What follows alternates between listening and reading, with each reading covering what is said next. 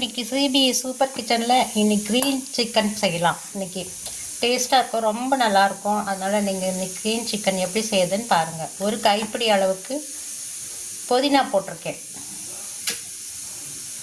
அதில் பாதி அளவுக்கு மல்லி போட்டிருக்கேன். 3 பச்சை மிளகாய் போட்டிருக்கேன். இஞ்சி பூண்டு பேஸ்ட் ஸ்பூன் போட்டிருக்கேன். நீங்கள் தனியாகவே போடணும்னா போட்டுக்கலாம். ஒரு இஞ்சி ஒரு துண்டும் ஒரு 10-12 பூண்டும் போட்டுக்கலாம். நான் எல்லாம் அரைச்சிட்டனால அதை அப்படியே போட்டேன். இது அப்படியே இருக்கட்டும்.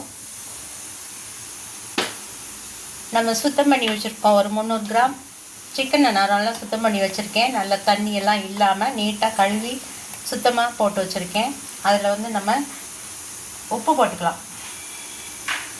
லைட்டாக உப்பு போட்டுக்கலாம். கொஞ்சம் மஞ்சள்தூள் போட்டுக்கலாம். மிளகாத்தூள் போட்டுக்கலாம். மிளகாத்தூள் வந்து நான் 3 பச்சை மிளகாய் போட்டிருக்கேன். நாங்கள் கொஞ்சம் காரமாக சாப்பிடுவோம், அதனால் நான் 1 ஸ்பூன் போடுறேன். நீங்கள் பார்த்து போட்டுக்கோங்க, ஏன்னா பச்சை மிளகாய் ரொம்ப காரமாக இருக்கும். அதில் போட்டாச்சு. சரியா? 1 ஸ்பூன் போட்டு மல்லித்தூள் ஒரு 1.5 ஸ்பூன் போடுறேன். மிளகுத்தூள் 1 ஸ்பூன் போடுறேன், சின்ன ஸ்பூனில்.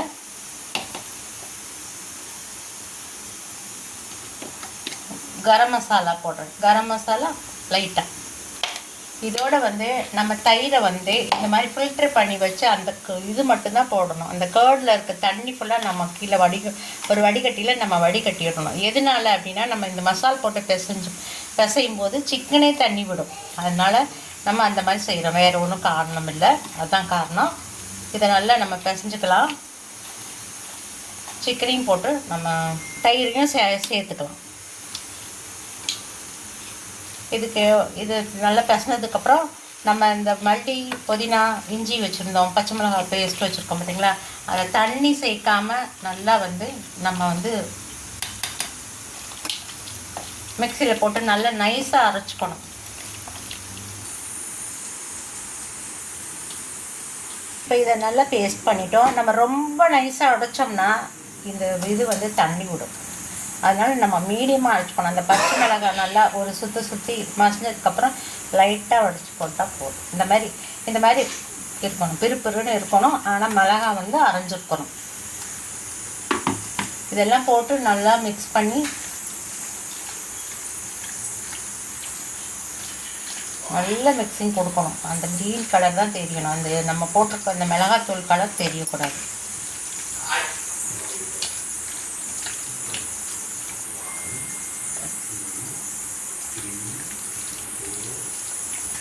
அதில் உப்பு பார்த்துக்கோங்க.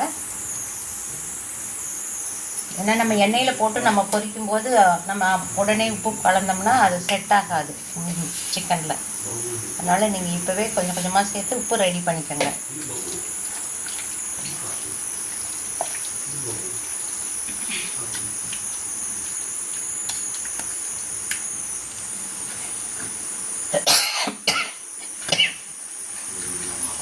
மூணு மணி நேரத்துக்கு ஃப்ரிட்ஜில் வச்சிடலாம். இப்போ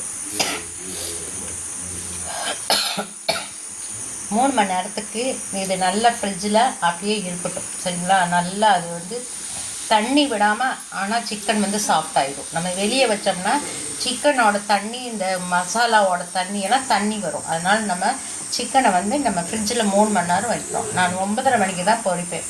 சரிங்களா? அப்போ நான் ஸ்டார்ட் பண்ணும்போது ஒரு 7 மணி 7:30 மணி இருக்கும். சரிங்களா? ஈவினிங். சரிங்க, நைட்டு டின்னருக்கு தான் செய்கிறேன். பொரிக்கும் போது உங்கள்கிட்ட காமிக்கிறேன். ஃப்ரிட்ஜில் வச்சுட்டு பொரிச்சு காமிக்கிறேன்.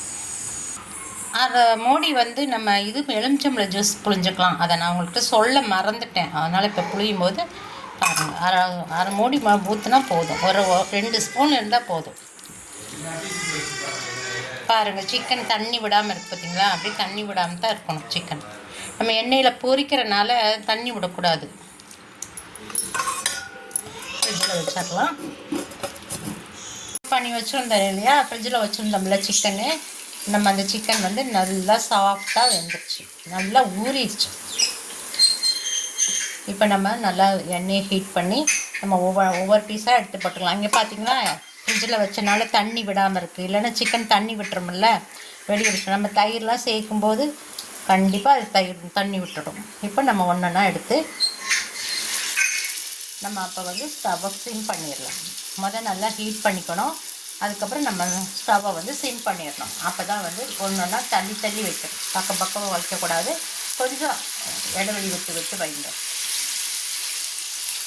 கொஞ்சம் சிம் பண்ணுறதுனால தான் அது வந்து சாஃப்டாக வேகும், உள்ளெல்லாம் வேகும். இல்லைன்னா அது அப்படியே வந்து மேலே மட்டும் வெந்துடும், உள்ளே அப்படியே இருக்கும்.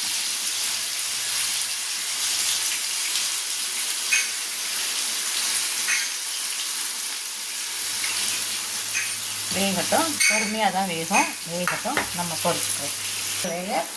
நம்ம கொஞ்சம் பரட்டி விட்டுக்கலாம்.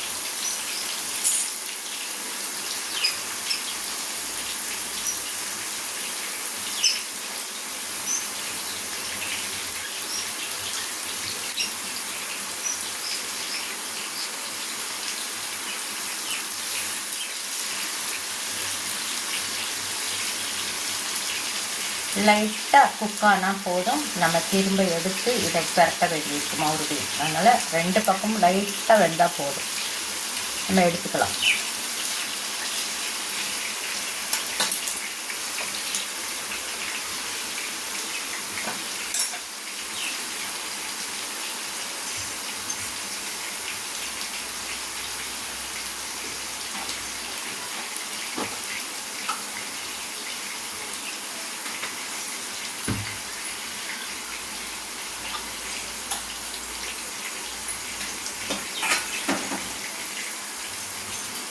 இருந்தால் போதும். நம்ம இதை அப்படியே எடுத்துக்கிடலாம். இப்போ எடுத்து ஒரு பிளேட்டில் வச்சிடலாம்.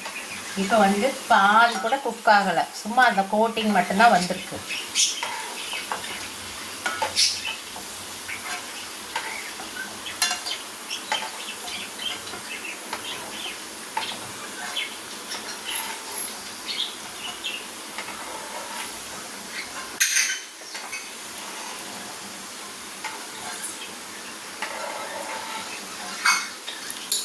நம்ம இப்போ இதில் லைட்டாக ஒரு ஸ்பூனுக்கு கம்மியாக, நான் எல்லாத்துக்கும் போடல, இப்போ கொஞ்சமாக உங்களுக்கு செஞ்சு காமிக்கிறதுக்காக போட்டிருக்கேன். லைட்டாக கார்ன்ஃப்ளவர் போட்டுக்கலாம்.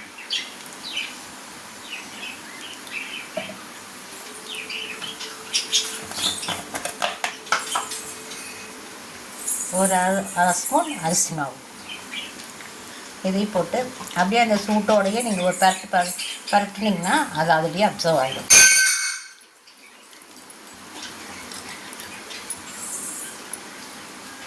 கோட்டாங்க லைட்டாக நம்ம அரிசி மாவு சேர்க்கும் போது நமக்கு நல்ல மொறுமொறுப்பு கொடுக்கும் எப்போவுமே. திரும்ப நம்ம எண்ணெயில் போட்டுடலாம்.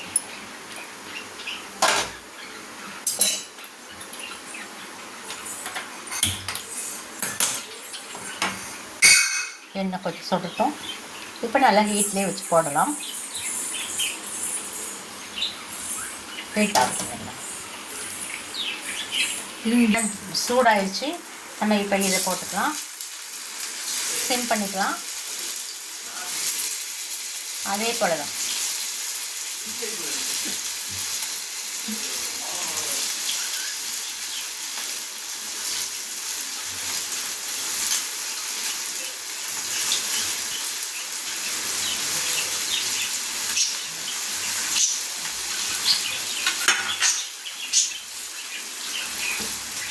இப்போ நம்ம பரட்டி விட்டுலாம் வேக வச்சுக்கலாம். ஒன்றும் செய்யாது. கார்ன்ஃப்ளவர் போட்டிருக்கோம் இல்லையா நமக்கு, அதனால ஒன்றும் செய்யாது. நல்லா நீங்கள் ஸ்டவ்வை சிம் பண்ணி வச்சுட்டு நல்லா பரட்டி போட்டுருங்க. ஆல்ரெடி வந்து அதனால ரொம்ப சாஃப்டாக இருக்கும், அதனால டக்குன்னு வெந்துடும். உங்களுக்கு இது வந்து ரொம்ப டீப் ஃப்ரையாக வேணாலும் எடுத்துக்கலாம், இல்லை கொஞ்சம் ஜூஸியாக இருக்குனாலும் எடுத்துக்கலாம். எப்படி எடுத்துக்கிட்டாலும் நல்லாயிருக்கும்.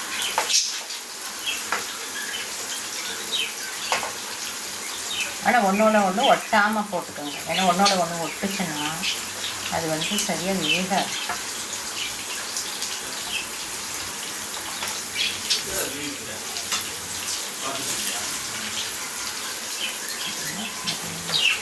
பார்த்தீங்களா எவ்வளோ ரோஸ்ட் ஆகுது. நம்ம 2 நிமிஷம் 5 நிமிஷம் அப்படியே இருக்கட்டும்.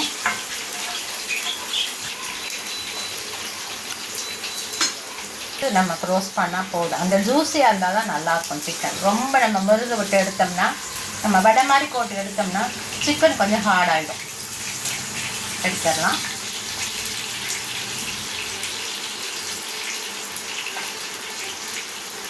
எண்ணெயெலாம் ரொம்ப இழுக்காது.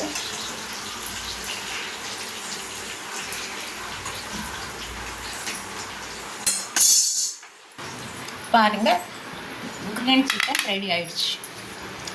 எங்கள் சிபிஎஸ் சூப்பர் கிச்சனை சப்ஸ்கிரைப் பண்ணுங்கள், லைக் பண்ணுங்கள், கமெண்ட்ஸ் கொடுங்க. தேங்க்யூ.